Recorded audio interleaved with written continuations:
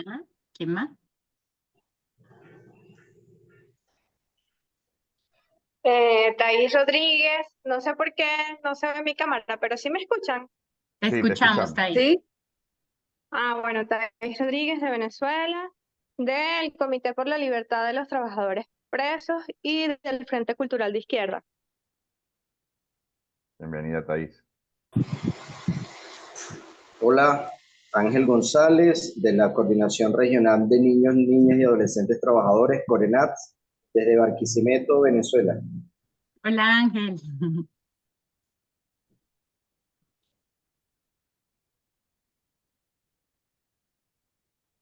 Los y las demás. Todo el mundo tiene que hacerlo, así que si lo hacemos rápido, mejor. Buenas tardes, ¿cómo están? Mi nombre es Paul Murillo, soy parte del Comité Permanente por la Defensa de los Derechos Humanos de Ecuador, Guayaquil, y también soy parte de la Coordinadora de Organizaciones Sociales de la provincia del Guayas, acá también en Ecuador. Saludos. Bienvenido. Hola, mi nombre es Rosa Briceño. Bueno, les saludo desde Acarigua, específicamente Araure, Venezuela. Bueno, desde la Hot Venezuela, por la Organización de Jóvenes Trabajadores, Juventud Obrera Católica de Venezuela. Placer.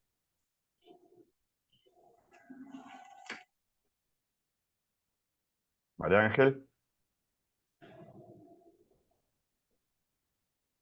María Ángel. Bueno, saludos. María Ángel Monterrey, del Frente Cultural de Izquierda, Caracas, Venezuela. Hola, muy buenas tardes, o feliz tarde, espero que estén muy bien. Marcos Rondón, soy militante de la Corriente Revolucionaria Hernández Oduber, organización de formación sobre los derechos del pueblo trabajador, y estoy desde Maracaibo, Estado Zulia, o mejor dicho, desde San Francisco.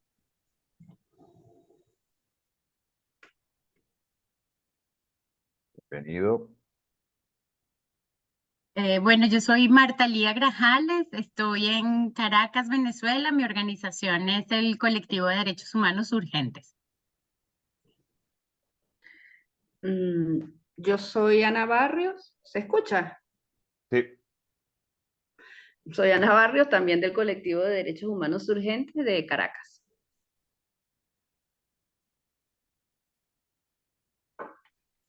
¿Quién más falta?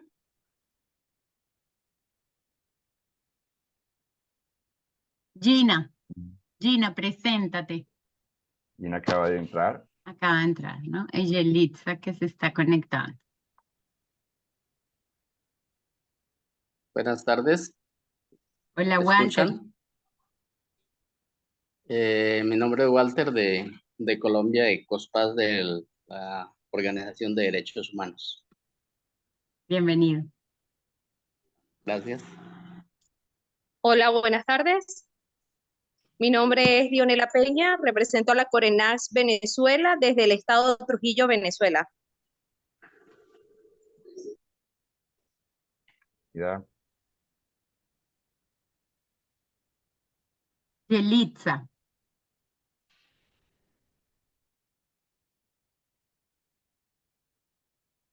Hola, Yolixa, ¿nos oyes?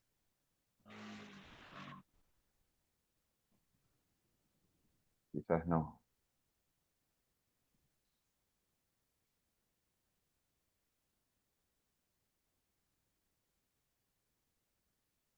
¿Hay alguien más que falte por presentarse?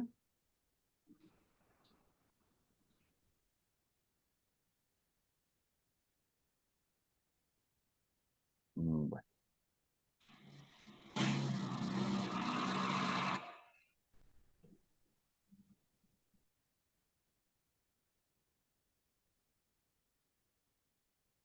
Listo.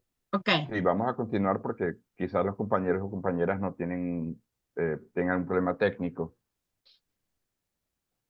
Ajá. Anita, vamos entonces ahora a hacer una breve Ok. presentación del curso. Bueno, ustedes, bueno, ya la mayoría seguramente habrán visto en el chat del grupo los documentos, digamos, iniciales del curso, que es lo que llamamos la ruta metodológica del curso, donde está descrito cuáles son los objetivos, el objetivo general y los objetivos específicos y el cronograma, ¿no? Entonces, bueno, un poco refrescar eso, lo que queremos, como contaba Martalía al principio, a raíz de los acuerdos del encuentro de formación de la plataforma en octubre del año pasado, uno de los acuerdos fue, bueno, iniciar este curso que estamos precisamente concretando hoy y que tiene como objetivo ofrecer un espacio de reflexión y debate sobre los desafíos que presentan los derechos humanos a partir de la perspectiva crítica, ¿no? O sea, en ese encuentro veíamos que había mucha necesidad de realmente entender y posicionar la mirada de los derechos humanos desde otra perspectiva, no desde la perspectiva liberal o tradicional, y con eso fortalecer nuestras luchas. Y entonces lo que esperamos es que, bueno, esta propuesta y este taller que se está iniciando hoy pueda dar respuesta, comenzar a dar respuesta, porque creemos que es también un proceso de construcción colectiva, el construir y hacer práctica esa perspectiva crítica dentro de nuestras respectivas organizaciones. Como ustedes habrán visto, el curso tiene 5 sesiones que están iniciándose hoy y que terminan en la sesión quinta. O sea, las sesiones presenciales, digamos, o conjuntas van a tener lugar todos los lunes como hoy a esta hora, 6 de la tarde de Venezuela, 5 de Colombia, 8 7 de Argentina y Brasil. Ecuador creo que tiene la misma hora que Colombia, ¿verdad? Y bueno, pero esas sesiones están precedidas, digamos, por unas actividades que son básicamente una lectura que les vamos a ir pasando con anterioridad a la sesión conjunta, y unas preguntas generadoras que la idea es, como hicimos en esta oportunidad, que sean respondidas a través del chat, y que si genera algún tipo de interlocución y de debate, pues muy chévere, podamos ir adelantando ese debate. Y entonces los lunes en esta sesión conjunta, poder realmente entonces compartir y debatir y tener la mirada también del facilitador. El curso terminaría, empieza hoy, lunes 8 de abril, con esta sesión conjunta, y terminaría, la última sesión conjunta sería el lunes 3 de junio, ¿no? Y posteriormente a eso habrá un trabajo final para el cual hemos dejado unas 15 días, y luego sería como la entrega y la devolución de ese trabajo, ¿no? Creemos en que sea una metodología que no nos cargue. Sabemos que somos organizaciones y personas que estamos, digamos, con mucho trabajo en nuestros territorios, y bueno, la idea es que el curso pueda insertarse dentro de nuestras dinámicas y pueda fluir de manera adecuada, ¿no? Y además, que sea una metodología que realmente de participación y constructiva, ¿no? O sea, donde aquí no hay como un saber dado, sino que a partir de ideas, a partir de lecturas, vamos generando los debates y construyendo como esos saberes entre todas y entre todos. El facilitador del curso es el compañero Manuel Gándara. Manuel es venezolano, es activista, venezolano pero residenciado en Brasil. Es activista de derechos humanos, educador en derechos humanos, filósofo, y pertenece al Instituto Joaquín Herrera Flores, que digamos, ha venido trabajando de manera muy importante el tema de la perspectiva crítica y de los derechos humanos. Como facilitadora va a estar Martalía Grajales, que es de Surgentes, del colectivo de derechos humanos Surgentes, activista de derechos humanos en Colombia y en Venezuela, actualmente en Venezuela, y que, digamos, también tiene un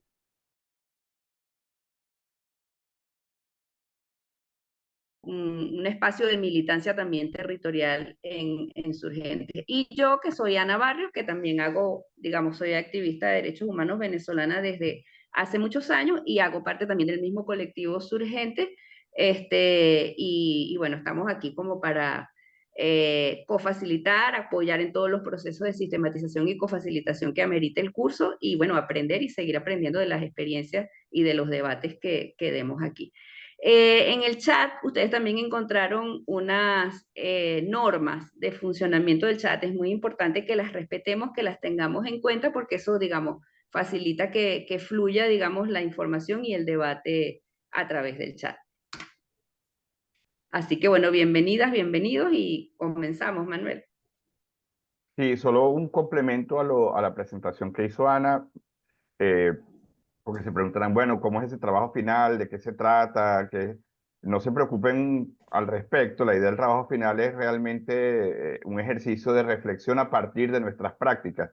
La idea de todo el curso es que efectivamente lo que se trabaje sea a partir de las prácticas y para las prácticas, y el trabajo final tiene esa misma lógica. Entonces, en la última sesión, que va a ser una sesión sobre, digamos, propuestas metodológicas de análisis de procesos de lucha por derechos humanos, ahí quedarán planteadas digamos, la dinámica de ese trabajo final. Vamos a hacer una presentación de qué se trata ese trabajo final, que es la aplicación de algunas de esas herramientas metodológicas a propósito de las prácticas que estamos desarrollando en nuestros distintos territorios. Eso es entonces para que al respecto se queden, eso no genere ningún tipo de inquietud con relación al trabajo final. Insistir en que este es un curso de construcción colectiva y por tanto es fundamental que nos sintamos con total libertad de plantear cuestiones, dudas, desacuerdos, etcétera, porque para nada se trata de un asunto magistral ni mucho menos. Y que lo que queremos, claro, es que dialoguemos entonces estas reflexiones siempre a partir de las reflexiones que estamos desarrollando en nuestras prácticas de lucha, y eso cada uno, cada una es la que tiene y el que tiene la posibilidad de hacerlo. Entonces vamos a aportar para todos y todas desde ahí, ¿ok? Bien, entonces la idea es, antes incluso de entrar a hablar de pensamiento crítico o de teoría crítica de derechos humanos, es dedicar esta primera sesión a la reflexión sobre pensamiento crítico, sobre teoría crítica. A una cosita más, las sesiones son cada 2 semanas, no son todas las semanas, sino que es una semana sí, una semana no, para que lo tengan en cuenta a la hora de programar sus jornadas. Entonces, bueno, esta primera sesión sería sobre este asunto de qué estamos entendiendo por teoría crítica. Y ustedes, de hecho, ya plantearon en la respuesta al chat, ya plantearon varias cuestiones a propósito de entender el pensamiento crítico como capacidad de discernir, como posibilidad de cuestionar lo establecido, como capacidad de analizar, pero no de cualquier forma de análisis, porque si no podría parecer que cualquier tipo de crítica sería una crítica desde el pensamiento crítico, y no necesariamente es así. De hecho, estamos asistiendo en todo el mundo, y pero particularmente en América Latina, el ascenso de grupos de extrema derecha que hacen críticas a los gobiernos o al sistema, pero no lo hacen desde un posicionamiento que, digamos, convencionalmente entre nosotros podemos llamar de crítico, sino que lo hacen para reforzar posiciones neoconservadoras o posiciones políticas reaccionarias. Entonces, digamos que establecer un acuerdo mínimo de qué estamos hablando cuando hablamos de pensamiento crítico tiene que ver con esto que ya también Marta Lía planteaba, de crítica a las estructuras sociales que implican relaciones de dominación, de explotación, de exclusión social. O sea, estamos hablando de crítica al patriarcado, de crítica al capitalismo, de crítica al racismo, a la colonialidad permanente que está presente en nuestros pueblos. O sea, no toda crítica, por el hecho de criticar, la estamos entendiendo en este curso como pensamiento crítico.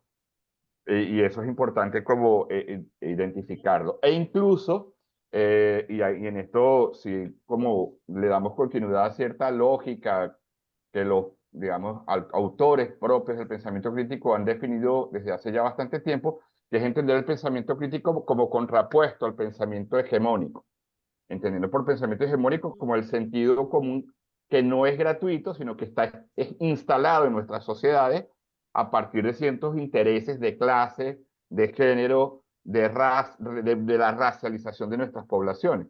El pensamiento crítico como contrapuesto a pensamiento hegemónico o contrapuesto a lo que se llama también como pensamiento tradicional. Ustedes ya han dado esas devoluciones en el chat, y creo que de alguna manera está ahí ya planteada la base de lo que queremos desarrollar en esta primera sesión, y luego a continuación, en la próxima encuentro, entonces ya hablaremos, bueno, entonces ese pensamiento crítico, cómo se posiciona frente al discurso tradicional, al discurso liberal de los derechos humanos.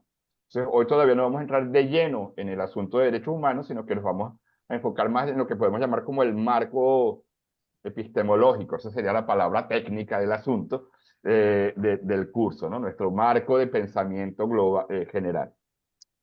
Y yo quisiera comenzar esta sesión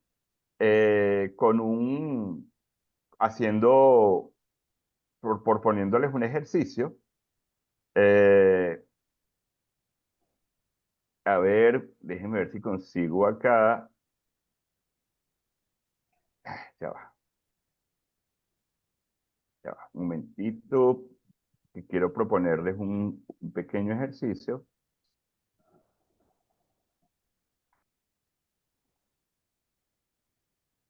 A ver si logro hoy, a ver si logro, ok.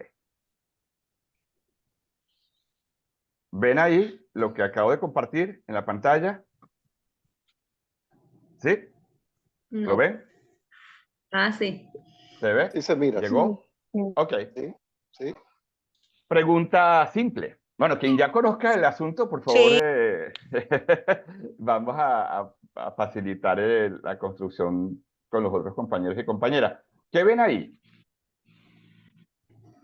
¿Qué se ve? Me cuentan. ¿Qué están viendo en la pantalla? Un cruce de una madre con su bebé siguiendo los pasos de ella. Ajá, Rosa plantea un cruce de una madre y su bebé, que le sigue los pasos. Ok, ¿qué más? ¿Alguien más quiere agregar algo? ¿Qué más? ¿Qué ven ustedes ahí? Y También. ahí el cruce, lo que acaba de decir la compañera, el cruce de una madre que está atravesando un lugar demasiadamente peligroso, donde estamos en una Ajá, vía que hay muchos riesgos de perder la vida, tanto ella como su bebé. muchas gracias, Walter. ¿Alguien más? Y en la que aparentemente no hay como señalización, sino No hay que señalización. está la carretera sola y ella cruza con su cría. Pues. Muchas gracias, Xiomara. ¿Alguien más? María Ángel, ¿tienes el micrófono cerrado? ¿Se lo puedes abrir? Sí, bueno, partiendo como de este tema del pensamiento crítico, vería, es una carretera atravesando el bosque y entorpeciendo, digamos, la movilidad de los animalitos. Ok. Fíjense, ya ahí cambiamos el foco, porque yo ahí tendría que decir efectivamente, acompañando lo que acaba de decir María Ángel, bueno, el animal sería una danta, una anta, llaman aquí en Brasil. ¿Es una danta atravesando la carretera o es una carretera atravesando el hábitat de la danta? Lo segundo. Pero ¿se dan cuenta de la Ambas diferencia? ¿Cómo cambia? ¿Cómo cambia todo al cambiar la perspectiva? Sí, Porque si yo digo que es una danta atravesando la carretera, entonces falta señales y hay que poner una valla para evitar que se me lastimen los animales. Pero si yo lo que digo es, no, un momentito, esta carretera está atravesando el hábitat de la danta, de las dantas, ahí mi aproximación a la realidad muda, mi valoración de esa realidad muda, y la toma de decisiones que pueden acompañar a esa valoración también muda. Y fíjense que es una foto. Ante una simple foto tenemos posibilidades de lecturas diversas, con consecuencias directas. Dora, ¿estabas diciendo algo? Hola, Dora. Bueno, entonces... Perdón un momento. Sí, señor, ya que me pude, sí, muy Ajá. buenas tardes, ya que me pude conectar, no, qué pena haber llegado tarde, pero pues sí alcancé a observar la imagen y alcancé a captar ya parte de la información. Muchas gracias. Bienvenida, Dora, bienvenida. Entonces, fíjense, la cuestión es, ante una misma imagen, tenemos lecturas distintas. ¿Walter? ¿Me escucha? Sí. Sí. Si nosotros vamos a analizar, cuando ya usted nos dice que una carretera que está atravesando el hábitat de los animales cambia la perspectiva. Cuando nosotros nos cambia la perspectiva, cambia la crítica. Y cuando nosotros nos cambia la crítica, ya empezamos a buscar lo que hace falta dentro de esa hábitat para preservar la vida del animal. O incluso a cuestionar, Walter, si esa carretera tenía que estar ahí. Eso, precisamente es donde viene la crítica. Sí, ¿por qué tuvieron que pasar esa carretera si no había otro medio por el cual tendría que dar una vuelta para preservar, digamos, el hábitat de los animalitos para que ellos no entren en riesgo? Entonces ya cambia la perspectiva de nosotros analizar, y ahí es el pensamiento crítico. Perfecto. Pero fíjense, la primera cuestión que de hecho nos apareció es, no, es obvio. Es obvio, lo que hay es una madre y su hijo atravesando una carretera. Y entonces enseguida dice, pero ¿es obvio? ¿Realmente es obvio? ¿Lo que percibimos de la realidad es obvio o es también producto de unas determinadas lecturas, unos determinados filtros que condicionan nuestras formas de aproximarnos a la realidad? Unos determinados filtros producto de nuestra historia, de nuestra biografía, de la sociedad donde hemos crecido, que condiciona la lectura que hacemos de la realidad. Y que, más allá, no solo condiciona la lectura, sino que condiciona nuestra valoración sobre los fenómenos sociales, y que condiciona las decisiones que tomamos. Imagínense si ustedes son quienes toman decisiones sobre política pública, pues no es igual decir, hay una madre con su hijo atravesando una carretera, y entonces con la mejor de las intenciones, para que no haya problemas, bueno, no es que vamos a poner un cartel, porque las bandas no leen carteles, pero bueno, vamos a poner una valla. No, pero cuidado, porque puede que la pregunta tenga que ser previa. Entonces, el punto de partida del pensamiento crítico es la crítica del propio pensamiento. Someter a crítica la supuesta obviedad con la que leemos la realidad. Fíjense, porque buena parte del problema del pensamiento hegemónico, del pensamiento tradicional, es que no se presenta como una forma de pensar, sino como la forma de pensar, que es lo que se conoce como pensamiento único, como si fuera la única forma de leer la realidad y de tomar decisiones sobre la realidad. Luego voy a volver un poco sobre eso. Pero entonces, digamos que este ejercicio también lo que quiere es como confrontar la manera como naturalizamos o normalizamos nuestras lecturas de la realidad como si fuera un asunto natural, obvio, evidente, cuando en realidad es evidente o obvio. ¿Por qué? Porque tenemos como unas gringolas que son nuestros propios marcos de pensamiento que condicionan las formas como miramos la realidad. Entonces, la crítica del propio pensamiento en el sentido de cuestionar, bueno, ¿cómo ha sido mi historia? ¿Cómo ha sido mi proceso de formación? ¿Cómo ha sido mi proceso de socialización? ¿Y qué condicionamientos trae a la hora de evaluar un fenómeno social, de comprender un fenómeno social?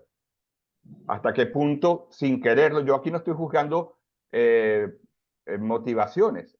No se trata de que aquí gente mala hizo una lectura que no reconocía el derecho de la danta a vivir en su hábitat. No, no estamos hablando de posiciones personales individuales, sino de estructuras sociales que condicionan nuestras formas de aproximación a la realidad, que condicionan incluso independientemente. Yo puedo con muy buena intención estar reproduciendo lecturas que son afines, que son funcionales al pensamiento hegemónico. Entonces, eso como una primera aproximación. Entonces, fíjense, cuando hablamos de pensamiento crítico, y ustedes ya traían, bueno, es la confrontación con la realidad. Sí, pero fíjate, si yo no me preocupo por revisar los criterios a partir de los cuales yo confronto la realidad, con la mejor intención puedo estar reproduciéndola, porque no problematizo esos criterios. Puedo estar queriendo transformar la realidad haciéndole el juego al poder. porque no problematizo las categorías con que hago ese análisis. Entonces, fíjense, a lo largo en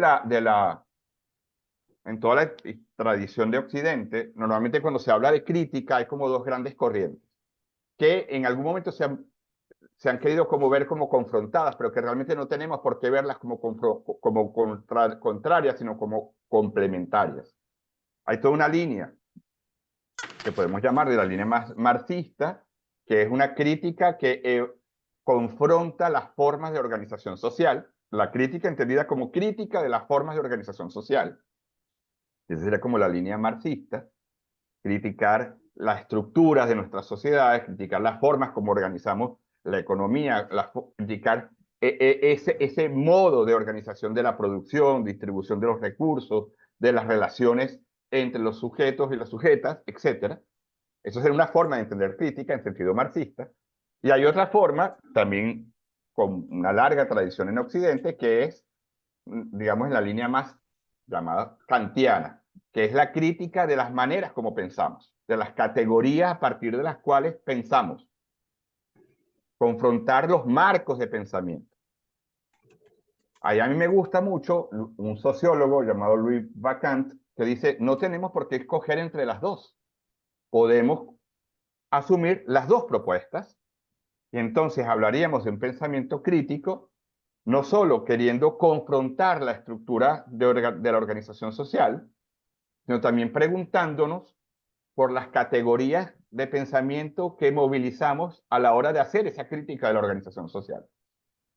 Entonces, criticar la organización social, pero también someter a crítica las categorías de análisis con las que hacemos esa crítica. Porque si yo lo único que tengo en mi cabeza es suponer, por ejemplo, que el capitalismo es normal, pues yo cuando analice, incluso queriendo transformar la realidad, voy a reproducir lógicas capitalistas. Entonces voy a transformar la realidad. ¿Cómo? Con créditos para pequeños empresarios y hacer del país, porque yo quiero igualdad social, entonces quiero que todo el mundo sea un país de propietarios, como decía algún partido político en Venezuela. Digo, bueno, disculpa, estás queriendo criticar la realidad, pero estás reproduciendo el poder dominante porque no has salido de la lógica capitalista.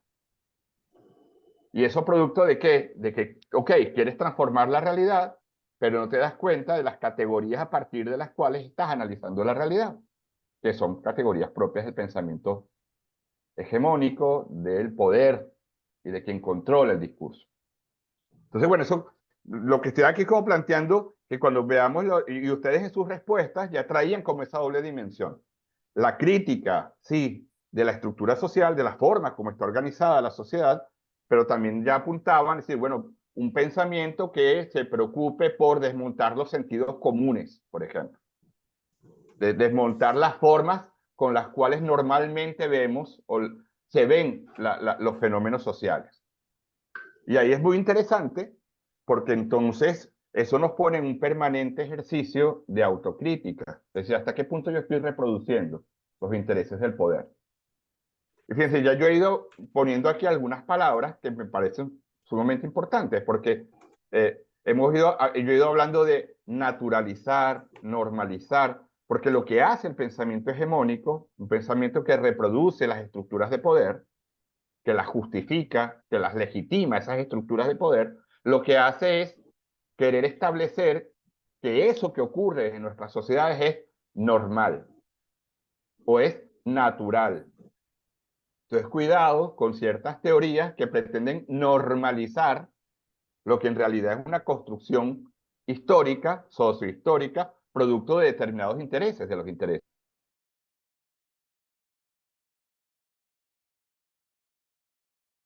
Por ejemplo, no solo de las instituciones educativas, sino de la propia ley. Las leyes más que normar, normalizan, nos hacen ver como normales, cosas que no son normales, que son producto de determinados intereses. O cuando dicen, no, bueno, es que eso es así porque eso es natural. ¿Natural? ¿Acaso es biológico? O lo hemos naturalizado porque estamos reproduciendo esos intereses, sin saberlo, e incluso sin quererlo.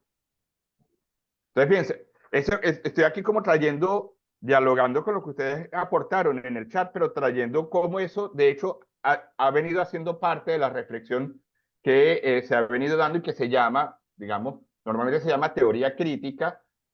Yo quiero aclarar aquí, yo cuando planteo esta propuesta de pensamiento crítico, yo hablo más de pensamiento crítico que de teoría crítica, porque de alguna manera teoría crítica se identifica mucho con un determinado grupo, que es el grupo de lo que se conoce como Escuela de Frankfurt, que viene de una tradición marxista o postmarxista, y a mí me parecen muy importantes los aportes de este grupo, Horkheimer, Adorno, por dar algunas referencias, pero a mí me parece limitado quedarnos solo en los aportes de este grupo. A mí me parece que es muy interesante valorar, recoger los aportes, por ejemplo, de esta escuela, que se conoce como Escuela de Frankfurt, que eso también tiene sus problemas, pero no voy a entrar en eso ahorita, pero también, por ejemplo, recuperar los aportes de los pensamientos feministas, y hablo de pensamientos feministas porque no es un único pensamiento feminista, de toda la teoría crítica racial, de todo el pensamiento decolonial, de la filosofía y la teología de la liberación, de la pedagogía de Freire. O sea, y todos estos son corrientes de pensamiento que no son la misma, incluso que no siempre coinciden entre ellas, pero que de alguna manera son como una gran familia que tienen algunos elementos en común. Y esos elementos en común es lo que a mí me permite identificar como, digamos, una cierta forma de pensamiento crítico.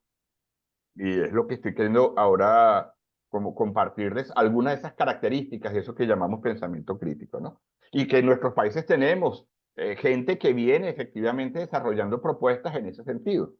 Y que sería importante intentar rastrear, bueno, a ver, en Ecuador, Echeverría, o en Colombia, en Venezuela, en Brasil, en Argentina, quienes van desarrollando desde nuestros propios territorios esos aportes del pensamiento crítico.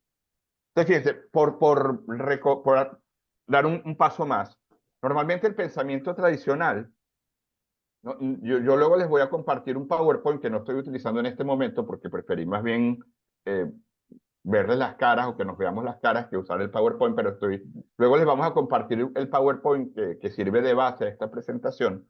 Normalmente el pensamiento tradicional, ¿qué es lo que hace?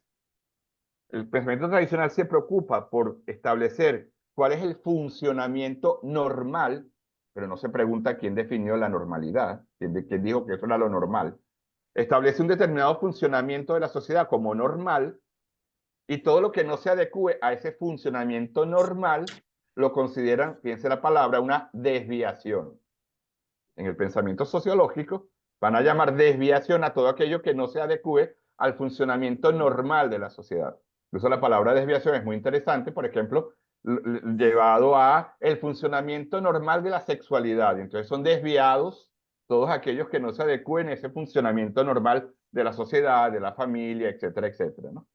Frente a esa pretensión de funcionamiento, de preocupación por el funcionamiento normal de la sociedad y llamar desviación a todo aquello que no se adecue, entonces, claro, ¿qué es lo que hacen con la desviación? Buscan maneras de ajustarla, ajustar los comportamientos desviados, ajustar todo aquello que se desvíe del funcionamiento normal. ¿Cómo lo hacen? A través de la ley, a través del sistema educativo, a través de la moral, a través de la religión, a través de las instituciones en general. Frente a esa propuesta de pensamiento tradicional, el pensamiento crítico, más que en el funcionamiento de la sociedad, se va a preguntar por la estructura de la sociedad. Y va a intentar identificar cuáles son las asimetrías que en esa estructura están presentes, asimetrías de poder que en esa estructura están presentes. Va a intentar identificarlo, va a intentar comprenderlas, va a intentar analizar de dónde vienen, cuáles son las causas estructurales de esas asimetrías de poder. ¿Por qué? Porque entendemos que es en esa asimetría de poder, en ese conflicto que es inherente a nuestras sociedades, donde son posibles procesos de transformación social, identificando esas asimetrías de poder. Y fíjense que hablo de asimetrías en plural y no de una asimetría. No estamos hablando solo de asimetrías de poder entre los dueños de los medios de producción y aquellos y aquellas que necesitan vender su fuerza de trabajo. No es solo un asunto de clases sociales, donde hay evidentemente una asimetría de poder. También hay una asimetría de poder en nuestras sociedades entre hombres y mujeres. Hay asimetrías de poder entre personas blancas y personas no blancas, negros, indios, etc. Hay asimetrías de poder entre heterosexuales y no heterosexuales.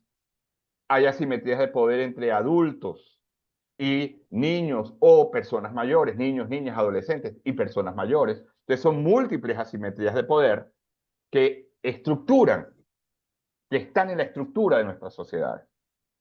Ustedes hablaron de eso también, cuando incluso señalaron directamente el tema del patriarcalismo, el tema del capitalismo, el tema del racismo, que están, digamos, son los determinantes sociales que estructuran a nuestras sociedades. El problema no es la diferencia, el problema es que esa desigualdad, esa asimetría, se expresa en formas de dominación política, exclusión social, exclusión, sometimiento. Entonces, para el pensamiento crítico, un punto de partida, que es un posicionamiento ético-político, es entender que nuestras sociedades están estructuralmente organizadas de manera injusta. Y ese es un punto de partida. Nuestras sociedades están estructuralmente organizadas, producto de las formas de organización social históricamente establecidas. No por un asunto natural biológico, sino por las formas como nos hemos organizado en sociedad, política, económica, culturalmente. Gente, yo estoy aquí soltando mi cantaleta, pero quien quiera interrumpir en cualquier momento lo puede hacer con la mayor confianza, ¿ok? Que igual esto es una construcción colectiva. Lo que pasa es que, bueno, yo tengo aquí en este momento, presto el servicio de echar un cuento, ¿no? De echarles el cuento de lo que yo he ido como recogiendo con otros autores y autoras. Julio, bienvenido. Cuéntanos. Bueno, no, muy interesante todo lo que estás aportando y yo no dejo de pensar que la cosa es más profunda y más grave, porque a lo mejor esto del pensamiento crítico es para los que pensamos, a los que no tenemos el chance de pensar porque nos hemos formado, porque nos hemos educado, etcétera, la universidad, etcétera, etcétera. Pero la cosa es más profunda porque la población en general vive, yo voy a utilizar el ejemplo de una película que no sé si han visto, que se llama The Matrix, donde la gente está en una matriz de pensamiento, acción, comportamiento, vida, etcétera, que cree que esa es la manera como se vive. Y esa es la manera, como que es la manera que hay que vivir. Entonces, claro, por ejemplo, tú te vienes a Venezuela y a pesar de que llevamos 25 años en un proceso revolucionario, por ejemplo, tú observas que valores fundamentales de capitalismo están intactos, además, o sea, además se están incluso reforzando desde el discurso oficial, ¿no?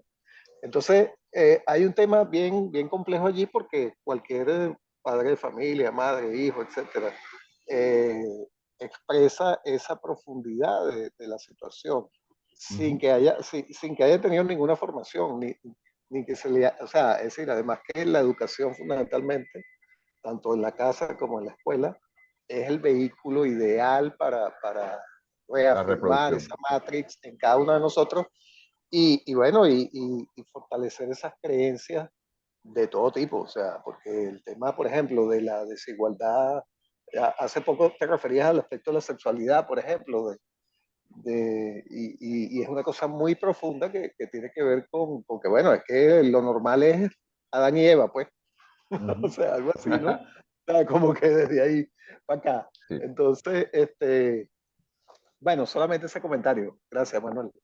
No, buenísimo, Julio, pero fíjate, me parece buenísimo además que traigas el tema de la educación formal, porque es que la diferencia entre quien piensa de manera crítica y quien piensa de manera tradicional no necesariamente pasa por quien se formó o no se formó en la escuela, porque de hecho la escuela es un instrumento fortísimo de reproducción del pensamiento tradicional. Así es. Y no de pensamiento crítico. De hecho, conocemos la experiencia de activistas, militantes, campesinos, etcétera, que no necesariamente han tenido la oportunidad de acceder al sistema formal de educación, pero que su práctica militante, su ejercicio de socialización militante les ha llevado a desarrollar efectivamente un pensamiento crítico. Entonces, porque es que de hecho el pensamiento crítico no es un asunto que yo aprendo en la escuela, es un asunto que se construye colectivamente en el proceso de intentar transformar la realidad, como decía Freire. Nos educamos reflexionando nuestras prácticas en el proceso de intentar transformar la realidad. Esa es la pedagogía popular. No es a alguien que sabe y yo no sé, y entonces voy a la escuela para que el que sabe me enseñe. Porque eso es educación bancaria, que además lo que hace es reproducir lecturas de la realidad totalmente adecuadas a los intereses del poder hegemónico. Capitalista, patriarcal, heteronormativo, racista, etcétera, etcétera. Y Julio, ya te voy a dar la palabra, Nelson, solo para cerrar un poco la devolución con Julio. Julio trae un asunto muy importante que incluso trae la idea de Matrix, ¿no? De la Matrix, salirse de la Matrix o estar en la Matrix. Porque es que lo que funciona para mantenernos en la Matrix es esa idea, no, es que eso es lo normal. ¿Quién decidió lo normal? ¿A qué responde? ¿A qué intereses responde? O eso es natural, que es otra gran forma de reproducción del pensamiento hegemónico. Para que no ser cuestionados, nos vamos a la naturaleza. O nos vamos a, eso es voluntad de Dios. Y ahí ya es voluntad de Dios, es natural o es normal. Cerrada la discusión. ¿Quién quiere discutir con Dios? Póngase a discutir con Dios a ver cómo le va. ¿Entiende? Entonces no, es una forma, un instrumento de dominación muy fuerte. Y Julio, yo siempre digo, hay una frase que yo digo que es como la pildorita roja de la película de Matrix, que es una frase de Robert Cox, que dice que toda teoría es hecha por alguien y para alguna cosa. Para mí esa es como la pildorita roja de Matrix. Las teorías, todas las teorías, y cuando digo teoría no me refiero solo a las teorías que están en los libros, me refiero a las ideas que circulan, pueden ser buenas o malas, mejores o peores, a favor o en contra del proceso de emancipación. Todas las teorías, todas las ideas fueron formuladas por alguien y para alguna cosa. Entonces, problematicemos toda teoría, porque toda teoría fue producto de un determinado momento histórico, de un determinado debate, de una determinada contraposición de intereses. Y hay que preguntarse, ¿esta teoría de dónde viene? ¿Quién la formula? ¿En qué contexto la formula? ¿A partir de qué intereses? Y eso incluso lo vamos a ver la próxima semana, también las teorías sobre derechos humanos.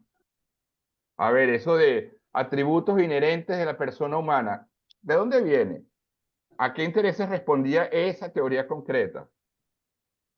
¿Y quién estaba detrás? Porque alguien la tuvo que formular y ese alguien pertenecía a un determinado grupo con unos determinados condicionamientos históricos y con unos determinados intereses. Entonces, toda teoría, la idea que tenemos de lo que es ser humano, la idea que tenemos de lo que es la sociedad, la idea que tenemos de lo que es el Estado, la idea que tenemos de lo que es ser hombre o ser mujer, la idea que tenemos de lo que es la educación, la idea que tenemos de lo que son los derechos humanos, toda teoría, cuando digo aquí teoría también digo nuestros sistemas de ideas, aunque no estén teorizados, fueron formulados por alguien y con un determinado interés. Eso no está mal. Ahora, ese interés puede apuntar a la superación de la injusticia o a la reproducción de la injusticia. Entonces tenemos que preguntarnos cuál es el interés detrás de la teoría. ¿Hay un interés de superación? ¿Esa teoría está formulada para subvertir la injusticia y superarla o queriendo justificarla, legitimarla y reproducirla? Y eso hay que tener capacidad para identificarlo, porque obviamente quien quiere reproducir la injusticia no dice, bueno, yo formulo esta teoría para que la cosa no cambie. No, ellos no lo van a decir eso. Ellos van a decir todo lo contrario, ¿no? Con la mejor voluntad del mundo, queriendo el bien de todo el mundo, y lanzan una teoría que lo que hace es justificar, legitimar y reproducir la realidad social. Eso lo vamos a ver muy claramente con la teoría de derechos humanos. Nelson, habías pedido la palabra.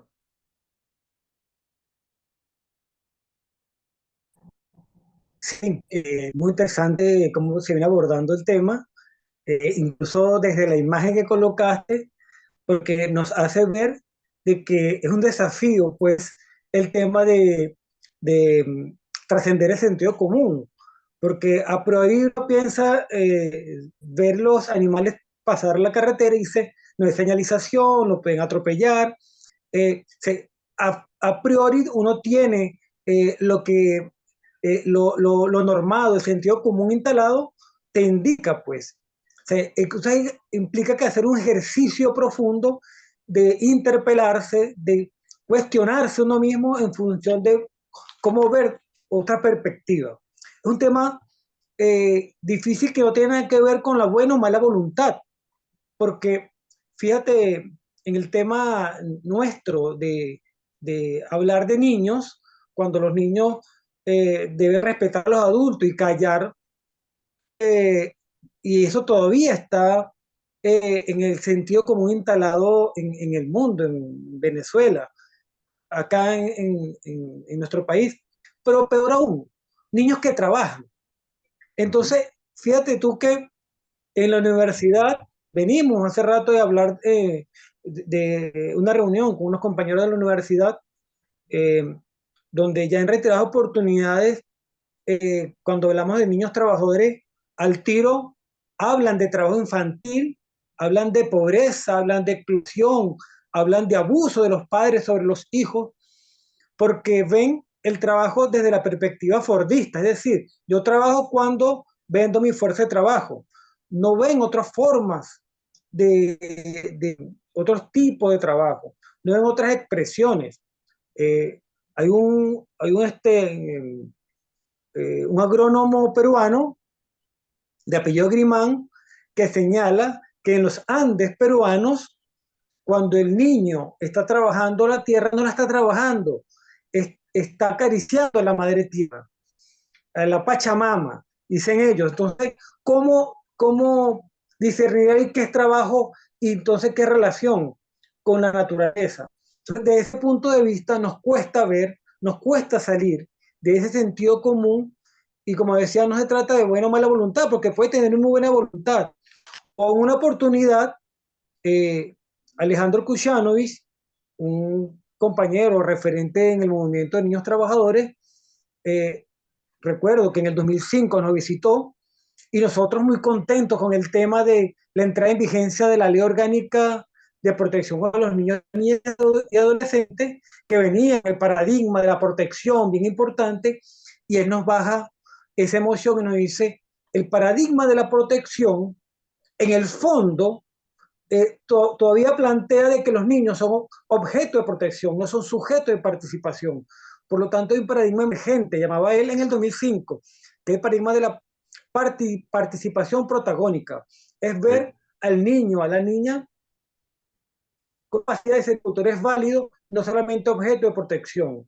Entonces, todo eso nos plantea a nosotros como que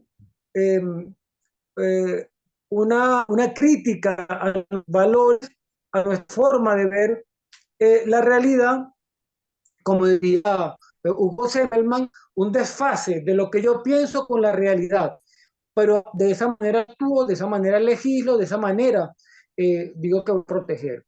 Entonces, comenzar con esa imagen fue extraordinario, porque nos permite a nosotros interpelarnos, porque, como te digo, yo al principio lo vi, mira, pueden atropellar a los animales, y no verlo desde la profundidad de lo que dijo la compañera, que están al contrario, es una carretera invadiendo el hábitat de la naturaleza. Entonces, eso es bien importante, permanentemente autocrítica de nuestra forma de pensar. Alejandro Kuchanovich también nos invita y dice, ¿por qué pensamos como pensamos? Entonces, eso nos va a permitir a nosotros ver la realidad de diversas características y de diversos contextos culturales y sociales. Muchas gracias, Nelson. Fíjate, a mí me parece importante que plantees el asunto como confrontando las formas normales de pensamiento y entendiendo además que y no depende de la buena o mala intención, porque precisamente el asunto es que está instalado en el sentido común, que, bueno, ¿cuál es el sentido común? Es el sentido que reproduce los intereses de las clases dominantes. O sea, ese sentido común no es un asunto biológico. Ese sentido común no es natural. Ese sentido común es un sentido construido. Y es construido a partir de determinados intereses, de determinados grupos que en el conflicto, en esas asimetrías de poder, aparecen. a mí me parece importante reforzar la preocupación del pensamiento crítico en relación con las asimetrías, porque fíjense, a veces cuando decimos, no, los derechos, todos somos iguales, todos somos iguales. ¿Qué queremos decir con que todos somos iguales? Porque no es igual, en nuestras sociedades no están en la misma situación, no tienen el mismo poder de formular y construir proyectos de vida un hombre blanco, propietario, heterosexual, católico, que una mujer negra, lesbiana, pobre y de una religión de matriz africana y lesbiana. La sociedad no los pone en el mismo lugar. Y entonces, problematizar hasta qué punto nosotros hemos normalizado determinadas lecturas de la realidad. Hasta hace muy poco tiempo uno dice, bueno, es que eso siempre ha sido así. Disculpa, hasta 1700 siempre había en nuestras sociedades unas prácticas de esclavitud que ahora aún estamos en el intento de superación, pero que ahora ya no se consideran normales.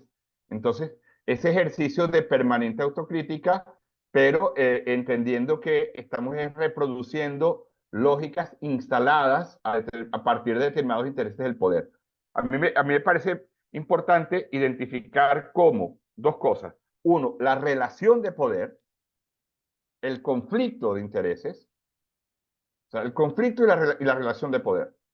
El pensamiento tradicional no va a hablar de conflicto, va a preocuparse por el consenso. Pensemos, por ejemplo, las teorías sobre democracia del pensamiento tradicional. Entiende democracia como construcción de consenso.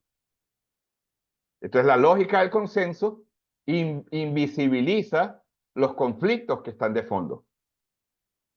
Cuando es mucho más importante identificar las diferencias e identificar los conflictos para poder trabajar sobre ellos. E identificar las relaciones de poder. Entendiendo el poder siempre a partir de una relación. De clases, de poblaciones que han sido racializadas de manera diferenciada, de géneros, etcétera, etcétera. Ahora, yo quería insistir en la idea que planteaba antes de que toda teoría fue hecha por alguien y para algo, y lo que ocurre es que ese para algo no se presenta, los intereses no aparecen, y ese por alguien tampoco aparece. Entonces parece que las teorías como que bajaran del cielo, o fueran un asunto que creciera en la naturaleza, o fuera una cosa medio metafísica. No, las teorías surgen de la propia dinámica social, son un producto de la dinámica social en el intento por comprender la realidad para transformarla.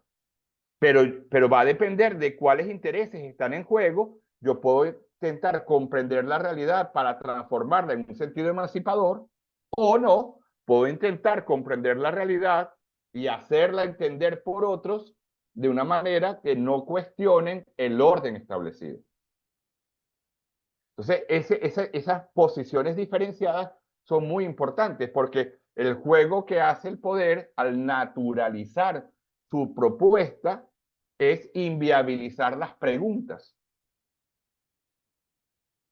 Voy a repetir eso, porque el problema a veces con el pensamiento hegemónico no es las respuestas que da, sino los silencios, las cosas sobre las que ni siquiera se piensa, las preguntas que no nos hacemos. La hegemonía en la manera de pensar de los fenómenos sociales lleva a que determinadas preguntas ni siquiera aparecen. O sea, ni siquiera tenemos las condiciones necesarias para que determinados cuestionamientos se pongan sobre la mesa. Porque hemos normalizado determinadas lecturas de la realidad. Yo recuerdo, yo alguna vez asistí a una conferencia en Venezuela, en la Universidad de las Fuerzas Armadas, y en aquel momento, hace ya unos cuantos años, un miembro del Tribunal Supremo habló del capitalismo como un asunto natural. Decía, con la mejor intención, claro, es que construir una sociedad socialista es muy complicado porque no es como el capitalismo, que como es un asunto natural, está ya establecido. Bueno, a mí me tocó hablar después de él y le tuve que dedicar todo el tiempo que tenía de mi conferencia a desmontar el cuentico de que era un asunto natural, porque además el señor habló 1 hora y media y después se fue y no se quedó ni para las preguntas, ¿no? Pero ese asunto, no, eso es un asunto natural, el capitalismo es natural, ¿no? El capitalismo no es natural, es una construcción social. Entonces, fíjense, voy a proponerles aquí un ejercicio a todos y todas. Pensemos 3 maneras como podría acabar la vida humana en la Tierra. Cuenten, respondan. 3 maneras como podría acabar la vida humana en la Tierra. ¿No se les ocurre ninguna? Bomba nuclear. Una bomba La Tercera nuclear, muy Guerra bien. Mundial. La Tercera Una guerra mundial. con ¿Qué más? ¿Qué más? La contaminación del medio ambiente. Una crisis ecológica, la contaminación ambiental. Muy bien, ¿qué más? Un virus, un supervolcán, un asteroide. Un asteroide. Ajá. Fíjense, llevamos 6. No llevamos ni un minuto y ya llevamos 6. Un eclipse. ¿Cómo, Ángel? Un eclipse. Un eclipse. No, los eclipses, a menos que duren toda la vida, nos muramos de frío, pero en principio, por definición, los eclipses no duran toda la vida, ¿no? Pero fíjense. Es poco probable, sí. Ya se nos ocurren 6 formas como puede acabar la vida humana en la Tierra.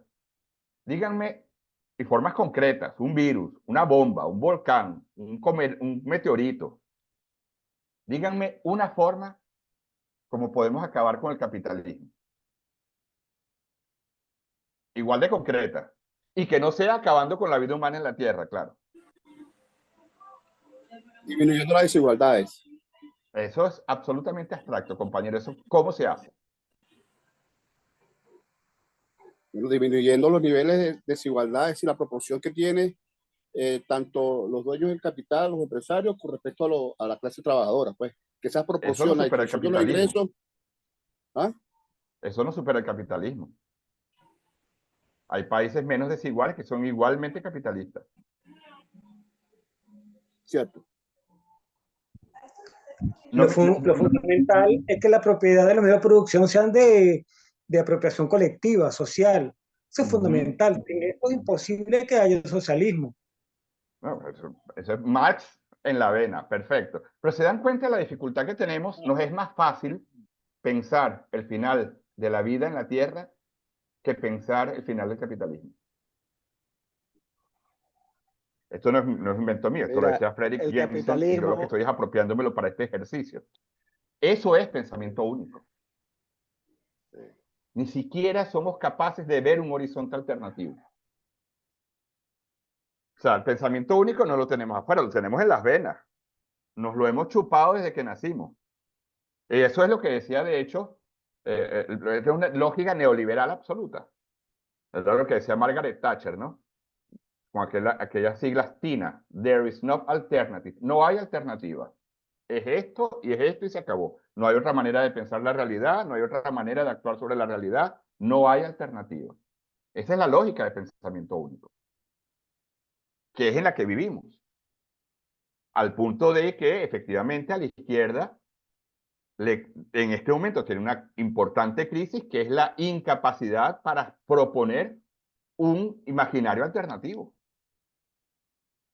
Y tenemos incluso partidos de izquierda que son prácticamente de centro-derecha, cuando no de centro, porque no, a lo más que llegan es a una determinada redistribución de la riqueza, pero no tienen una alternativa, un imaginario alternativo. En buena medida, muchas de las reformas neoliberales han sido implementadas por los partidos que se dicen de la socialdemocracia o de la izquierda. No voy a hablar de Venezuela en este momento. Las reformas neoliberales han sido implementadas con éxito por los partidos que se dicen de izquierda, porque actúan dentro de un imaginario neoliberal, porque no tienen otro. Eso es pensamiento único. Y ese pensamiento único no es natural, no es trágico, no es necesario. Es una construcción social hegemónica. Entonces, el asunto es que incluso cuando vamos a pensar derechos humanos, lo pensamos dentro del pensamiento único. Y lo pensamos en lógica capitalista y lo pensamos... ¿Entiendes? Marta.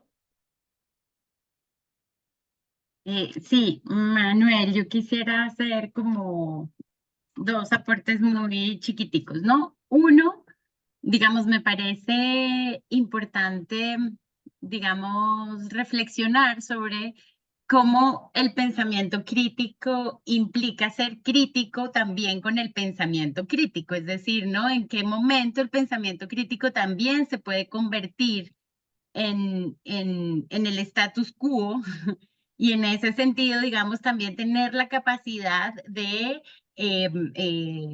tener esa capacidad permanente de estar reflexionando y cuestionando incluso unos planteamientos que se hagan desde esa visión alternativa, ¿no? Y quiero poner un ejemplo que además se planteaba dentro del texto que nos compartiste y es, digamos, por ejemplo, toda la crítica que hace Marx, ¿no? A todo el tema del capitalismo y sin embargo, también producto de su tiempo y producto del pensamiento hegemónico dejó por fuera todo lo que significa el aporte de las mujeres a la economía de la reproducción y la economía de los cuidados y el aporte fundamental que significó eso, digamos, en la construcción y en la consolidación del capitalismo, ¿no? Entonces, digamos, como que asumir también que ni siquiera en el pensamiento crítico pueden haber unos dogmatismos que nos hagan dudar que incluso podemos llegar un poco más allá, ¿no? O sea, que incluso algo que pueda haber iniciado como un pensamiento crítico puede llegar a convertirse en un pensamiento tradicional en la medida en que ese pensamiento tradicional está orientado a mantener un status quo y que no permite, digamos, seguir avanzando, ¿no? Que yo creo que tiene que ser también como un elemento de reflexión que debemos tener como permanente, ¿no? Por otro lado, yo también quisiera aportar que, digamos, haciendo el proceso de sistematización de las preguntas que compartieron cada una de las organizaciones, me parece muy significativo, digamos, cómo en la manera en que ustedes nos compartieron, cómo se evidencia en las líneas de acción de cada organización, está muy claro el pensamiento crítico, ¿no? O sea, está muy claro cómo desde las particularidades de la Corenats, desde las particularidades de la JOC, desde las particularidades de COSPAC, desde las particularidades de la CREDAO, ¿no? Hay en principio un análisis o una mirada crítica desde la realidad, pero además siempre una mirada crítica pensando también en la transformación, que yo creo que es otro elemento fundamental del pensamiento crítico, ¿no? No es solamente ver lo que está mal en una lógica y no mal desde la moralidad, por supuesto, sino qué es lo que, digamos, cuáles son las desigualdades o las estructuras de poder que nos atraviesan, pero no solamente se trata de un ejercicio intelectual, ¿no? Sino esa relación profunda que debe existir entre la teoría y la práctica, ¿no? Y la práctica hacia la transformación. Creo que eso también es un elemento fundamental. Y con esto cierro, digamos, con esa frase tan bella que nos comparte Manuel al final de su texto, que trae además de Joaquín Herrera Flores, que es, bueno, finalmente los intelectuales y las intelectuales lo que hacen es poner las frases a la verdad de las luchas que tantos hombres y mujeres llevan adelante a favor de una vida digna de ser vivida, ¿no? Yo creo que eso, digamos, me parece a mí que pasó con el ejercicio de sistematización, ¿no? Allí estaba claro cómo ustedes desde las prácticas concretas que vienen acompañando día a día hacen un ejercicio permanente de pensamiento crítico que combina reflexión crítica de la realidad con una acción transformadora, ¿no? Y que una acción transformadora de esas profundas estructuras de desigualdad que nos atraviesan desde las diferentes dimensiones, no solo económicas, sino de reconocimiento, estatus, ¿no? Y eso, y simplemente decir que creo que eso tiene que ser un espíritu que se mantenga, porque siempre es posible tener más derechos, ¿no? Y cómo justamente en un curso de pensamiento crítico de derechos humanos debemos tener la mente abierta para seguir buscando más. Con eso cierro. Muchas gracias, Marta. De hecho, por eso comenzábamos con esa idea de que la primera tarea del pensamiento crítico es la crítica del propio pensamiento, porque efectivamente podemos, cuando determinados grupos que se creen representantes de la crítica se hacen con el poder, pueden establecer su propia lectura como ahora es esto y solo esto. Entonces reproducimos lógicas de exclusión, lógicas de dominación, lógicas que inviabilizan el debate, la contraposición de propuestas, etcétera, etcétera. A mí además me parece chévere, Marta, que hayas, creo que Marta acaba de caer, que hayas traído el asunto de las prácticas, porque justamente es el siguiente elemento que les quería proponer. No sé si lo están viendo ahora, ¿sí? Y es que, claro, para el pensamiento crítico, a ver, si una primera tarea es la de visibilizar la injusticia, visibilizar la exclusión, visibilizar la dominación, y otra tarea importante es confrontar los discursos que sustentan esa dominación, o sea que, por eso una segunda tarea es la de deslegitimar esas teorías que reproducen el statu quo, que legitiman el statu quo. La tercera tarea es aportar en ese proceso de transformación social. O sea, el pensamiento crítico es un pensamiento desde las prácticas y para las prácticas. Y por eso hablar de entender que para el pensamiento crítico la teoría se define necesariamente en tensión con la práctica. De hecho, el propio acto de teorizar es una tarea práctica, es un ejercicio práctico, hace parte de la dinámica social. Nunca se define la teoría en sí misma. No es teoría sobre teoría, es a partir de los procesos de construcción sociohistórica. Entonces, la teoría crítica se entiende que entre teoría y práctica se establece una relación dialéctica, siendo cada una de ellas momentos distintos del conocimiento, pero momentos de una misma dinámica. No secuencias temporales, sino dimensiones de la misma dinámica. O sea, la teoría crítica plantea que las cosas son desde la perspectiva de lo que deben ser, porque tenemos un imaginario que es el imaginario de la superación de esas asimetrías de poder que implican relaciones de dominación, de explotación, de exclusión. Entonces, hay una orientación básica, fundamental, hacia la emancipación. Entonces, para el pensamiento crítico, para la teoría crítica, no se cae en ese juego perverso. No, es que tenemos el ejercicio de pensar la realidad tiene que ser neutral. Mentira. La neutralidad no existe. La neutralidad no existe. Incluso lo más común es que quien se dice neutral, lo que está es escondiendo sus intereses. No, yo voy a plantear la realidad neutralmente. Mentira, compañero. Diga cuáles son sus posiciones políticas previas, cuáles son sus posicionamientos ideológicos, cuáles son sus intereses, para poder discutir teniendo claridad de desde dónde habla cada uno. Así es, una pregunta. Lo que hay es ese diálogo, reconociendo que cada uno está hablando desde un determinado lugar, desde unos determinados intereses, desde unos determinados marcos teóricos, políticos, ideológicos. La neutralidad no existe. Ahora, eso no niega que tengamos que ser rigurosos metodológicamente, honestos intelectualmente con los hechos, etc. Pero neutrales no somos. Y para entonces lo que planteaba Marta es fundamental. En esa realidad de asimetría de poder que estructura a nuestras sociedades, para el pensamiento crítico hay un deber ser fundamental que es el intento por superar esas asimetrías de poder, por confrontar la injusticia, por apoyar, por participar del proceso de transformación y de emancipación. El pensamiento crítico está orientado a la emancipación social. Eso es fundamental, eso es constituyente del pensamiento crítico. No puedes tener ninguna pretensión porque tienes que ser neutral. Disculpe, pero probablemente usted lo que está es interesado con la reproducción del statu quo. En Brasil tenemos toda una discusión ahora porque los grupos bolsonaristas y neoconservadores están planteando la idea de escuelas sin partido. Escuelas sin partido supuestamente, porque no debe haber ningún tipo de ideología política en la enseñanza básica. Y eso implica que, por ejemplo, no se hable de la dictadura que hubo en Brasil. Perdonen, ¿ustedes conocen algo más político que eso? Eso es profundamente político, solo que se disfraza de no político. Entonces, reconocimiento de la injusticia que estructura nuestra sociedad. Posicionamiento frente a esa injusticia, eso no es neutral. la gran pregunta para cualquier persona que intenta leer la realidad y actuar en ella desde el pensamiento crítico es, ante esa injusticia, ¿de qué lado estás?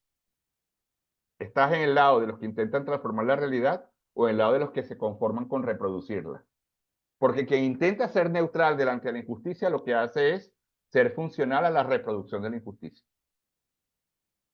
Quien intenta, no, es que yo soy neutral, disculpe compañero, usted está haciéndole el juego al poder. La neutralidad delante de la injusticia es hacerle el juego al poder. Entonces, en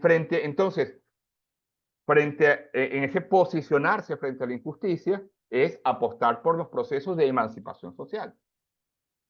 Pero un elemento fundamental es entender que esa injusticia no es un hecho natural, es una construcción sociohistórica y que por tanto puede ser transformada.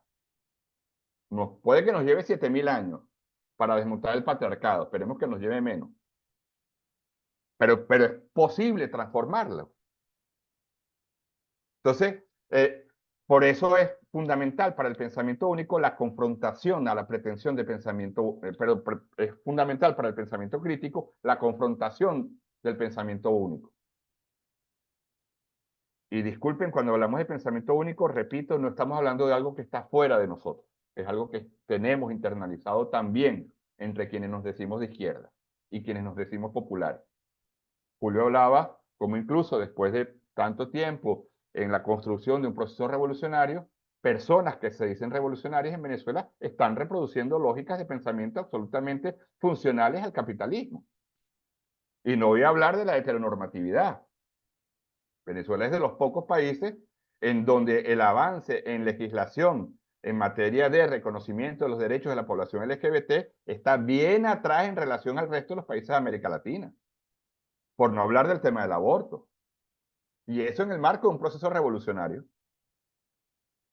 Entonces, esas críticas que necesitamos hacernos pasan por, como decía Marta, no suponer que yo soy el papá de los helados y que yo represento al pensamiento crítico. Entonces, una tarea crítica es siempre preguntarse, ¿qué estoy dejando fuera? ¿Qué no estoy incluyendo en mi análisis? Porque evidentemente todo análisis hace selección. Todo análisis hace una selección. No da para analizarlo todo, no da para verlo todo. Todo ejercicio de análisis hace selección de aquello que analiza y de aquello que deja fuera del análisis. Pero tiene que siempre acompañarnos la pregunta, ¿qué estoy dejando fuera? ¿Qué estoy dejando al margen que debería incluir? Porque puede que lo que esté dejando al margen debería estar en el centro del debate. Y un elemento que acompaña eso, también en relación con lo que decía Marta, es, ¿estoy estableciendo las conexiones o estoy fragmentando las formas de pensamiento? Una crítica a las formas, digamos, tradicionales del pensamiento crítico es que durante muchos años solo se enfocó en el conflicto de clases. Tradicionalmente, el pensamiento marxista crítico solo veía conflicto de clases y no reconocía otras asimetrías de poder como asimetrías constituyentes de la injusticia de nuestras sociedades. O aunque las viera, decía, no, bueno, eso lo analizamos después, cuando las compañeras le plantearon, incluso en las conformaciones de los sindicatos, compañeros, tenemos que discutir el patriarcado, la respuesta fue, compañera, primero superamos el capitalismo y después vemos el problema del patriarcado. Todavía estamos esperando, ¿no? Todavía estamos esperando. Entonces, es una reproducción de las formas tradicionales del pensamiento de la fragmentación. Históricamente hemos visto el capitalismo por un lado, el racismo por otro, el patriarcado por otro, y no hemos sido capaces, y eso es un elemento importante para el pensamiento crítico, identificar las conexiones. Eso es algo en lo cual las feministas y el pensamiento decolonial nos vienen ayudando mucho. Porque, por ejemplo, el pensamiento decolonial puso el dedo en la llaga, es decir, usted no va a entender el capitalismo si no pone el racismo en el centro del debate. Porque en América Latina, como un todo, el capitalismo se construyó sobre la base de la racialización de las poblaciones, estableciendo diferencias en las formas de trabajo a partir de una atribución a partir del color de la piel. Entonces, y eso está en la base del capitalismo. Pero no, hemos hecho análisis del capitalismo dejando el racismo fuera. Y después vienen las feministas decoloniales y nos dicen, ponga también el patriarcado en la ecuación, porque tampoco va a entender el capitalismo si no ve cómo el patriarcado se rearticuló a partir de la lógica capitalista. Hablamos familia tradicional, ¿no? De la familia tradicional, papá, mamá, niño, niña, casa, carro, perro y televisión. Esa es la familia tradicional, ¿no? Porque la casa, el carro, la televisión tienen que ser parte de la ecuación de la familia tradicional. Resulta que ese modelo de familia tradicional no tiene más de 200 años. Es producto de la rearticulación en la sociedad industrial de las formas de familia funcionales a la reproducción, a las formas del capitalismo. En las sociedades, en los pueblos originarios, esa no es la forma de tradición de familia. Entonces, tenemos que intentar en nuestros análisis de coyuntura, de estructura social, para definir incluso nuestras estrategias de acción, porque, repito, no es pensar por especular, es pensar a partir de las prácticas para continuar con esas prácticas de manera cada vez más efectiva en la transformación social. Tenemos que comenzar a identificar estas conexiones. Y eso, no sé cómo es en Venezuela, yo ya tengo 10 años que no estoy en Venezuela, en Brasil cuesta una bola. Porque yo, cuando discuto este asunto, normalmente los compañeros sindicalistas dicen, sí, todo eso está muy bien, pero lo central es el conflicto de clase. Eso fue muy interesante. Yo una vez estaba dando una clase donde tenía compañeros, sobre todo el pensamiento marxista, compañeras feministas y compañeros de la lucha antirracial. Y cada uno se pasó todo el semestre discutiendo, no, lo importante es el racismo, no, lo importante es el capitalismo, no, lo importante, y cada uno sin capacidad de ver la articulación de su lucha con la lucha del otro. Entonces, buena parte del triunfo del pensamiento hegemónico es que mientras que las estructuras de poder se refuerzan entre ellas, quienes luchamos contra las estructuras de poder nos peleamos entre nosotros. Entonces tenemos a las feministas peleando con el movimiento LGBT peleando con los sindicalistas peleando con el movimiento negro. Las estructuras de poder se refuerzan entre ellas, capitalismo, racismo, patriarcado, etarismo, se refuerzan entre ellas. Pero los movimientos que luchamos contra esas estructuras de poder nos peleamos entre nosotros y nos dividimos entre nosotros. Cada uno, claro, es obvio, cada movimiento tiene que tener su propia agenda. Pero hasta qué punto no somos capaces de en un diálogo establecer una ecología de luchas, de saberes, donde podamos apoyarnos y aprender unos con las experiencias y las reflexiones de los otros. Eso no está puesto. Y esa división, esa fragmentación que es propia del pensamiento moderno occidental, también es una conquista de los grupos de poder para mantenernos divididos. Permanentemente. A ver, ¿cómo vamos hasta aquí? Yo he ido trayendo los elementos que quería presentar en un orden distinto al que yo había pensado inicialmente, pero me parece, no sé, querría escucharles, sobre todo a partir de sus propias prácticas, cómo van identificando si esto digamos, suscita alguna inquietud, si genera o si no hay acuerdo, porque también es posible que no haya acuerdo, no tiene por qué haber acuerdo. Aquí no tienen que estar de acuerdo conmigo, lo que tienen es que argumentar sus desacuerdos. ¿Vamos bien? ¿Cómo vamos? Yo puedo seguir hablando, pero no quiero seguir hablando tan de carreta. Sí, mira, vas bien, no vas bien. Quisiera dar una apreciación allí sobre ese planteamiento. ¿Cómo estás viendo tú el pensamiento crítico, ¿no? Sobre todo cuando desde la izquierda vemos que esa lucha de clases, esas desigualdades que están floreciendo permanentemente, pero cuando tú te pones a analizar desde pequeño, pues a uno le ha enseñado que existen solamente dos caminos, ¿ves? Dos caminos solamente, el capitalismo o el socialismo. Esas son las únicas dos vías ideológicas y políticas y sociales. En una se reproducen lo que se llama la división, la lucha, toda esa cuestión, y en otra es supuestamente la que va a hacer que el capitalismo vaya desapareciendo en esa nueva forma del socialismo.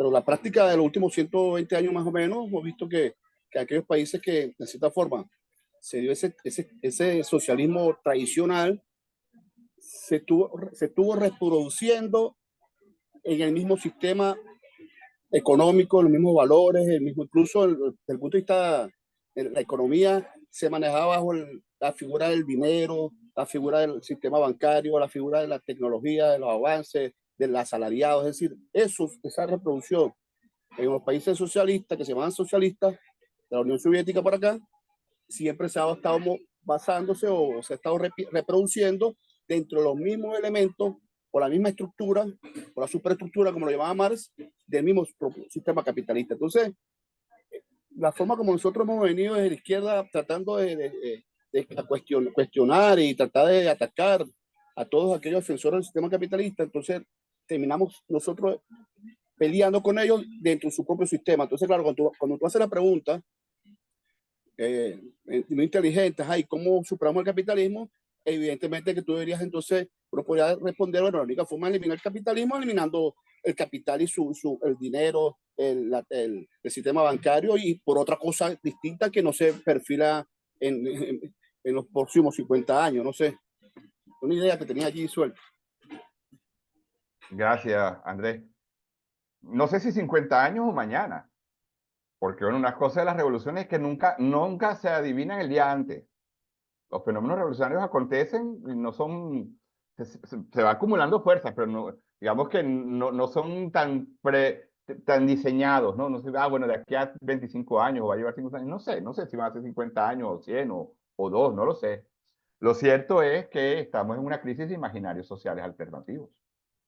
Yo creo que eso es importante reconocerlo. Digo, porque si vamos a hacer un diagnóstico para poder definir estrategias, el diagnóstico tiene que ser honesto, y yo al menos identifico una crisis de imaginarios sociales alternativos al capitalismo en este momento. Entonces, bueno, eso es parte del desafío que tenemos por delante. A mí me gustaría compartirles 2 o 3 ideas más para luego volver no sé si plantear cuestiones, dudas, debates. Me gustaría plantearles acá todavía un par de cosas. Permítanme. Fíjense, quiero recuperar aquí los aportes de uno de los maestros latinoamericanos que hemos tenido y que, bueno, nos dejó recientemente, el propio Enrique Dussel. ¿Lo están viendo? ¿Se ve el slide? Sí. Fíjense, Dussel, el año pasado fue terrible digamos, para los maestros. Murió Dussel y murió Hinkelambre, que son 2 grandes referentes del pensamiento crítico latinoamericano. Dussel, filósofo argentino que vivió muchos años en México, de los referentes de la teología y la filosofía de la liberación, y luego también del pensamiento decolonial, planteaba lo siguiente. Decía, el método crítico consiste en colocarse en el espacio político de los pobres, las víctimas, y desde allí llevar a cabo la crítica de las patologías del Estado.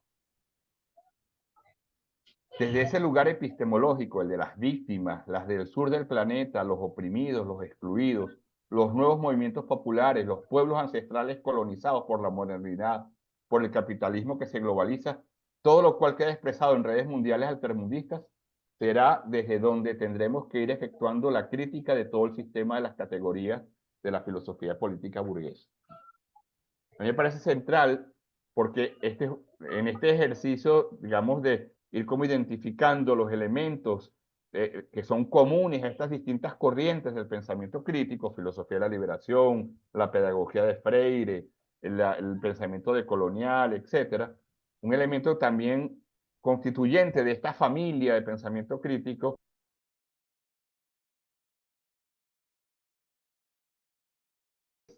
el lugar de los pobres, de los excluidos, de las víctimas del sistema. Porque no se trata de que, bueno, yo soy teórico, crítico y estoy por encima. No sé. Primero que esa diferencia entre quien piense, porque es que todos pensamos y todos construimos en diálogo el proceso de construcción, de construcción del conocimiento. Pero es fundamental el reconocimiento que es desde el lugar de las víctimas, desde el lugar de los excluidos, desde el lugar de los pobres, y esto es un aporte característico de la filosofía y de la teología de la liberación, desde donde es posible la construcción de un pensamiento alternativo. Y esto, bueno, puede parecer obvio, pero es que si estamos hablando de asimetrías de poder, ¿a quién le interesa transformar esa realidad? ¿Al que está bien o al que necesita superar esa asimetría? Evidentemente a quien necesita superar la asimetría de poder. Quien está jugándose la vida en esa posibilidad o no de superación de la asimetría de poder, de la exclusión, de la opresión política, de la dominación económica. Dice Helio Gallardo, él identifica todos estos grupos, los llama como sujetos sociales populares. ¿Quién es el sujeto social popular? El que está en la relación de poder y el que está jodido. Y Dussel lo trae también, el reconocimiento de sujetos, no solo como sujetos políticos, sino también como sujetos de conocimiento.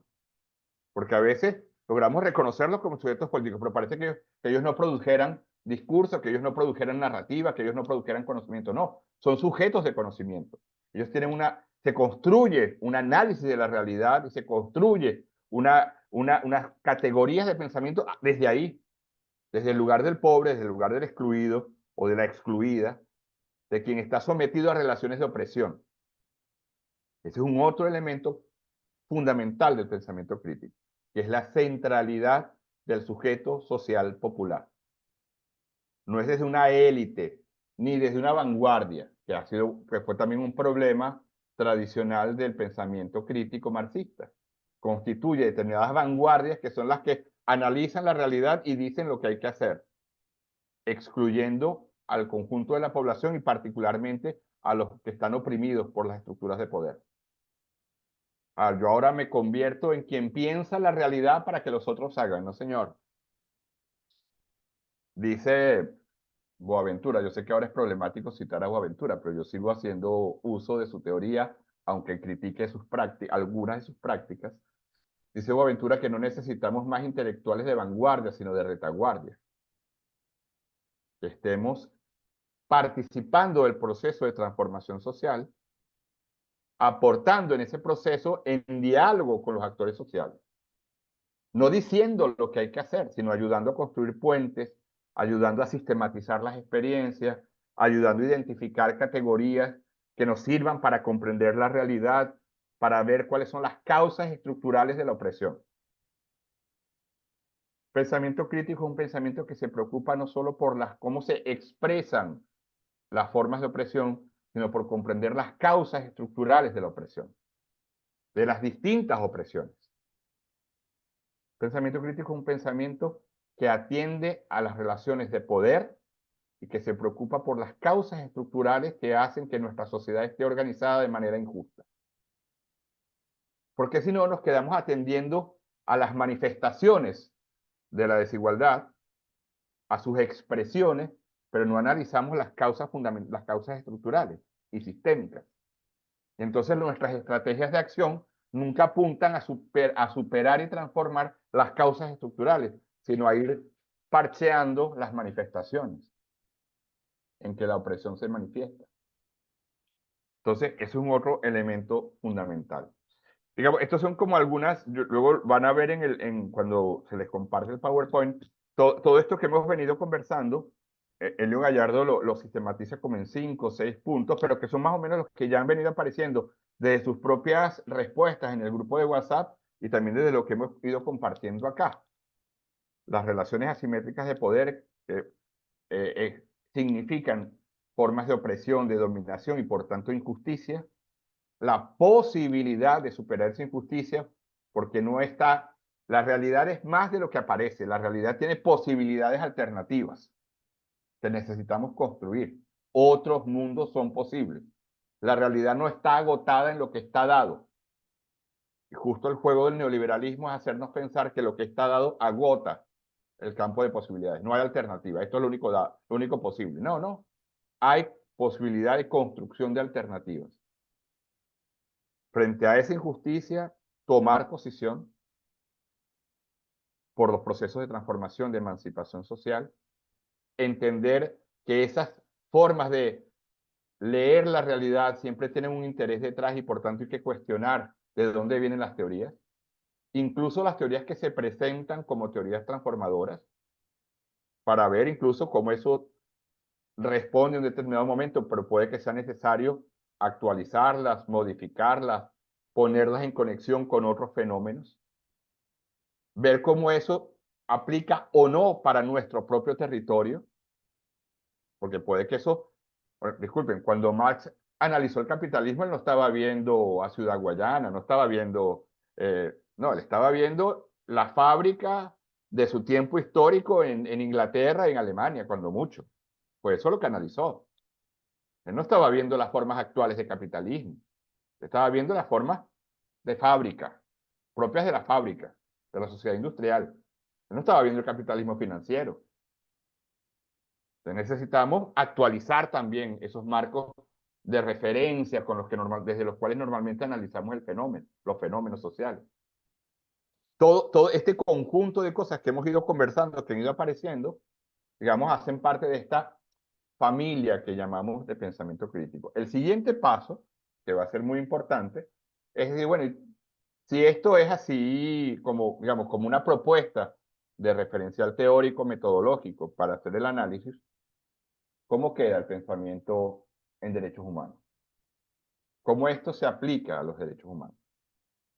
Porque también las teorías sobre derechos humanos han sido formuladas por alguien y para alguna cosa, para algo, en un determinado momento histórico, respondiendo a un determinado conflicto de intereses, respondiendo a un determinado grupo social, y luego eso cómo se ha ido transformando a lo largo del tiempo, cómo aplica hoy. ¿Sirven o no sirven para pensar nuestra realidad? ¿Sirven o no sirven para definir nuestras estrategias de acción? En el caso de la JOC, en el caso de la gente que trabaja de Corenats, en el caso en la realidad de Colombia, en la realidad de Ecuador, en la realidad de Venezuela, ¿cómo eso se actualiza? ¿Y en qué medida ayuda para ver esas injusticias, para entender las causas estructurales, para identificar los problemas? Yo aquí voy a cerrar con un ejemplo que para mí es muy claro. Cuando, producto de la lucha de las mujeres blancas de clase media, se conquista el acceso al trabajo de las mujeres, que evidentemente fue una conquista, pero fue una conquista para determinado tipo de mujer. Porque luego las mujeres negras van a decir, disculpen, pero yo tengo toda la vida trabajando. Esa era una demanda de las mujeres blancas de clase media que conquistaron el acceso al mundo del trabajo. Qué bien, es una conquista, no se puede negar. Pero cuando la mujer blanca de clase media sale de su casa para ir al trabajo, estoy hablando de las de clase media particularmente, no de las mujeres pobres que también van al mundo del trabajo, todas las actividades de cuidado pasaron a ser realizadas por mujeres pobres, sin derechos de trabajo, sin derechos laborales. Nos pasamos años celebrando el feminismo hegemónico, pasó años celebrando la conquista del acceso al mundo del trabajo para las mujeres blancas de clase media y no estaba viendo que otras mujeres estaban pasando a ser sometidas a relaciones de explotación dedicadas a la economía de los cuidados, cuidando las casas, los hijos, los enfermos, etcétera, de esas mujeres blancas que salieron al mundo del trabajo. Entonces, de nuevo, siempre, y es una actividad de autocrítica permanente, tendremos que preguntarnos qué estamos dejando fuera, qué sujetos están quedando fuera, quién no está entrando en nuestro análisis, qué formas de dominación, de explotación, de exclusión no estamos viendo. E ir desarrollando categorías de análisis, ir dialogando entre nosotros para ir identificando esos fenómenos, para ir cuestionando las teorías que intentan legitimar ese statu quo, incluidas las teorías de derechos humanos, e intentar en el diálogo de saberes, como decía Freire, aportar pistas para los procesos de transformación social, por donde ir encaminando prácticas, cada uno a partir de sus agendas particulares, porque no da para hacerlo todo al mismo tiempo, COSPAC, cómo lo haría la gente de Surgentes, cómo lo haría la gente que trabaja con víctimas del sistema económico, cómo lo haría quien trabaja con jóvenes, cómo lo haría quien trabaja con niños. ¿Qué formas podemos ir identificando de prácticas sociales? Y siempre manteniendo la pregunta. Yo sé que eso es cansón, porque uno dice, bueno, entonces uno nunca se queda en paz. No, uno nunca se queda en paz. Porque el ejercicio de la autocrítica tiene que ser la primera tarea de quien quiere realmente pensar desde el pensamiento crítico. Compa, son 9 minutos para las 9 de Brasil, y la idea es intentar respetar nuestro derecho también al descanso. Pero bueno, todavía tenemos 9 minutos, y si alguien quiere plantear alguna cuestión, alguna crítica, algún desacuerdo, alguna duda, de todas maneras tienen sí las lecturas que les planteamos, que de hecho se llama crítica del pensamiento crítico, en esa idea de que la crítica tiene que mantenerse también sobre las formas de pensamiento crítico. Pero no sé si hay por ahí alguien que quiera aportar algo más al debate en este momento.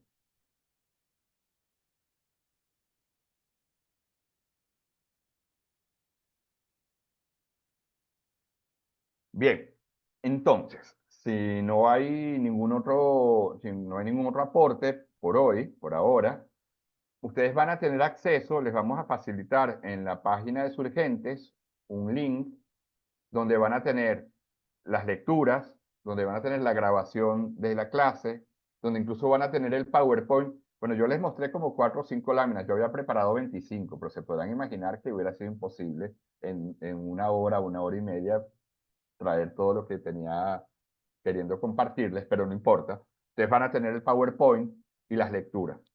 Ya mañana van a recibir las nuevas preguntas y las nuevas lecturas de la próxima sesión, que será dentro de 2 semanas. La lectura no es para que respondan a las preguntas, porque de hecho lo que queremos con las preguntas es una conversa para saber desde dónde estamos pensando, independientemente del curso, cuál es nuestro punto de partida ante las cuestiones que nos estamos planteando en el curso. Pero bueno, lo que sí es interesante, si pueden hacer la lectura antes o después de cada sesión, porque las lecturas digamos que son complementarias para reforzar el debate, para dejar sobre el tapete cuestiones que de repente no aparecieron en la clase, etcétera, etcétera, y que pueden ayudar en este ejercicio. Creo que es fundamental que el curso, que las sesiones del curso no se queden en el grupo del curso. Que Rosa vaya ahora y converse con la gente de la JOC allá en su tierra, las cosas que están apareciendo, y que intente generar un debate también con la gente de la JOC, que Xiomara haga lo mismo, con la gente del IPC, que Paul haga lo mismo, que Ángel haga, o sea, que hagamos un ejercicio de continuidad del debate también con nuestras organizaciones. Eso puede ser muy rico con lo que aparece en cada debate, pero también con las nuevas preguntas que pueden ir apareciendo para las próximas sesiones. Entonces ya mañana les haremos llegar las nuevas preguntas y les haremos llegar también las nuevas lecturas para la sesión que vamos a tener dentro de 2 semanas, que ya será aplicar en buena medida este marco teórico, político, metodológico que hemos planteado hoy al discurso hegemónico, al discurso tradicional de derechos humanos, que es el discurso liberal de los derechos humanos. ¿Ok? Marta, te devuelvo el uso de la palabra por si quieres hacer algún cierre como moderador acá, o Ana. Bueno, no, primero agradecerles a todas y a todos por el esfuerzo que hacen, sobre todo las personas de Venezuela que están en el interior, también a las de Colombia que están en el interior. Sabemos que la conexión puede ser difícil, y decirles a quienes tuvieron que salir o se perdieron parte digamos, de la sesión, que bueno, que como ya dijo Manuel, la idea es que podamos acceder a estos materiales, tanto a la grabación como a la lectura, y también a la sistematización de los aportes que ustedes han hecho en la página de Surgentes, ¿no? Y bueno, y nuevamente reiterarles lo contentas y lo emocionadas que estamos de tener este espacio. Es un espacio de encuentro, es un espacio para la reflexión, para la discusión, para el debate, y ojalá para el fortalecimiento de nuestra plataforma Nuestra-Americana por los Derechos Humanos. Sí, muchísimas gracias y entonces nos vemos en 15 días. Un abrazo grande. Un abrazo a todos y todas. Se cuidan. Chao, chao. Excelente. Gracias por todo. Chao, gracias. Chao, chao. Chao, Chao, Julio. chao. Un gusto verte. Chao. Ok, igual. Saludos. Hasta luego, muchas gracias. Chao. Gracias, hasta luego. Muchas gracias, muy interesante. Abrazos. Abrazo, país. Saludos.